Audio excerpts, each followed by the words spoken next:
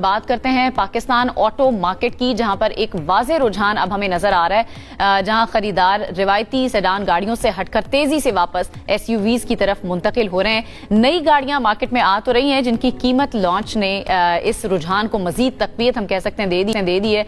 बेहतर ground clearance, जदीद features और फिर मजबूत डिजाइन, और खास तौर पर इसकी जो खास बात है वो है हाइब्रिड टेक्नोलॉजी, जिसके जरिए बेहतर फ्यूल इकोनॉमी ने सारिफीन की तरजीहात ही बदल कर रख ली हैं। तो हमने सोचा इस पर एक एक्सपर्ट को बुलाते हैं, उनसे जरा इस बारे में समझने की कोशिश करते हैं कि ये जो रुझान है वो तेजी से आगे क्यों बढ़ रहा है और पाकिस्तान में खासतौर पर ये रुझान क्यों आ रहा है। इसी पर बात करने के लिए हमारे साथ एक्सपर्ट मौजूद हैं मशहूद खान साहब, उन्होंने हमें ज्वाइन किया है।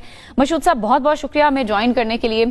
सबसे पहले तो बताएं कि पहले होता था कि लोग गाड़ियां जो है वो ज्यादा इस्तेमाल करते थे, उस तरफ ज्यादा लोगों का रुझान हुआ करता था, लेकिन अब लोग जो है वो शिफ्ट हो रहे हैं एसयूवीज की तरफ। इसकी वजह आपको क्या लग रही है? लॉन्च जो इसकी कीमत है वो इसकी वजह है या और भी फैक्टर्स हैं? वर्ल्ड वाइड अगर हम देखें ना तो ये एसयूवीज का ट्रेंड चेंज हुआ लास्ट 20 इयर्स। ये दुनिया में एसयूवीज का एक कॉन्सेप्ट आया और लोगों ने इसको एक्सेप्टेंस दिया। इसके दो रुझान हैं। एक तो फैमिलीज होती हैं आपकी, तो फैमिलीज आपकी एशियंस कंट्रीज में बड़ी हैं तो वो सेडान कार से एज कंपेयर टू एसयूवी में ज्यादा कंफर्टेबल होता है। दूसरा एसयूवी का एडवांटेज ये है कि एसयूवीज को हम थोड़ा सा अगर हम commercial light commercial point of view से रखें तो इसकी जो स्पेस होती है बैक पे, वो आगे सीट्स फ्लड डाउन कर देते हैं तो लोगों के पास गुंजाइश आ जाती है। तो ये दो डिफरेंट सेगमेंट्स थे जो लोगों को दुनिया में अट्रैक्ट किया। थर्ड इसके फीचर्स हैं, इसकी प्राइसेस है जो आज कंज्यूमर को अट्रैक्ट कर रही हुई। कंपटीशन आप देखें, कोई भी जापानीज हो, कोरियंस हो या चाइनीज हो, हर कोई अपने एसयूवीज में इतने एक्स्ट्रा ऑर्डिनरी फीचर्स दे रहा है जो कंज्यूमर को अट्रैक्ट कर रहा है उनको अपनी तरफ, और यही वो ट्रेंड है जो चल पड़ा है। तो ये जो रुझान है सेडान गाड़ियों में इतनी जो टेक्निकल एडवांसमेंट है उस तरह से नजर नहीं हमें आ रही है, तो क्या आपको लग रहा है कि इस गाड़ी का, सेडान गाड़ियों का जो फ्यूचर है वो कहीं ना कहीं खतरे में नजर आ रहा है?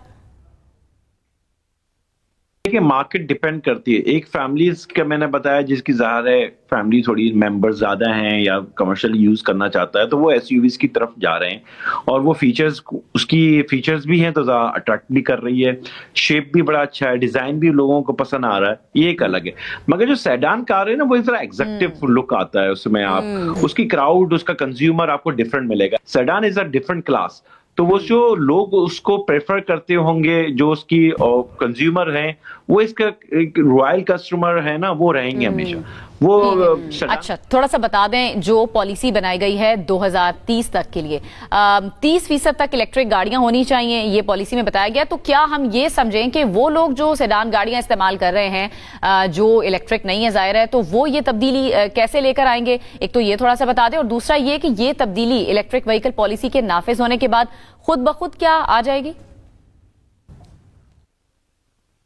देखें, ईवी को ना थोड़ा सा एलोबरेट करते हैं। एक तो है प्योरली इलेक्ट्रिकल व्हीकल्स, जी ठीक है। दूसरा जो सेगमेंट है इसमें एड ऑन हुआ है और वो भी बड़ा अट्रैक्टिव है कंज्यूमर के लिए, वो हाइब्रिड है। ये दो डिफरेंट गेम्स हैं लोगों के लिए, कंज्यूमर्स के लिए ऑप्शंस हैं। प्योरली इलेक्ट्रिकल व्हीकल ना पाकिस्तान में या दुनिया में अभी आप देखें तो दुनिया में इसका जो मार्केट सेगमेंट है ना वो मुश्किल से 14 से 15% है।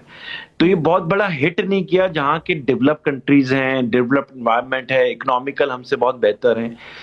तो उन मुल्कों में भी आज मार्केट शेयर 15% है। अगर हम पाकिस्तान की बात करते हैं तो पाकिस्तान तो अंडर डेवलप्ड है, दूसरा उसके पास इंफ्रास्ट्रक्चर के चैलेंजेस हैं, ग्राउंड रियलिटीज बड़ा डिफरेंट है। उसमें हम ये कहेंगे 30% अगले 4 साल में इज वेरी डिफिकल्ट। जब तक गवर्नमेंट अपनी इंफ्रास्ट्रक्चर की पॉलिसीज में और इंफ्रास्ट्रक्चर को डेवलपमेंट में नहीं लगाती तो ये एक चैलेंज होगा।